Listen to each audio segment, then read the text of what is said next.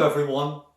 This short story that I'm about to tell you was told to me by a friend a few years before he sadly passed away. The story begins like this. A man was out walking one day, and after a while he came to a narrow stream that was filthy. Seeing so much garbage in the water, he anxiously looked around and saw a mid-sized statue of Buddha.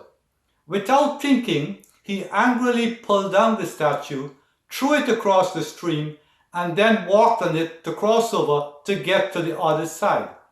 About an hour later, a religious man came by the stream and saw the statue in the water. He could not believe what he saw. Without hesitating, he stepped into the filthy water and removed the statue from it. He then carried the statue to a holy site where he cleaned it and then placed it next to a very large statue of Buddha. After doing so, the religious man left the sacred place to return home.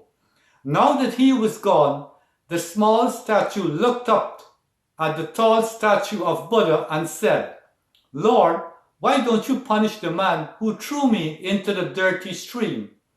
The tall statue replied, "I cannot punish the man who threw you into the stream because he's an unbeliever. I can only punish you." It was at this point that my friend began to tell me the motive behind this story.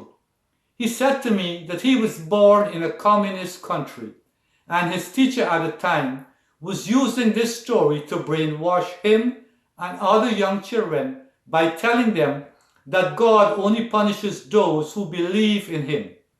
My friend then went on to say that the communist government that was in power wanted to be the head of every family with regards to how children are raised, the type of shows they watch on TV, and the respect they must show for their communist leader.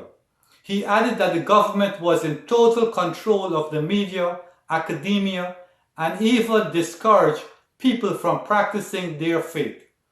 I recall my friend saying that as a young man, he and many of his friends were so depressed that meeting a girl and falling in love was the last thing on their mind. The final message he had for me was that freedom and democracy needs to be protected, and it is advisable that parents pay attention to what their children are learning in colleges and universities, because there are many teachers and professors who still wish to impose socialist and Marxist beliefs on their students.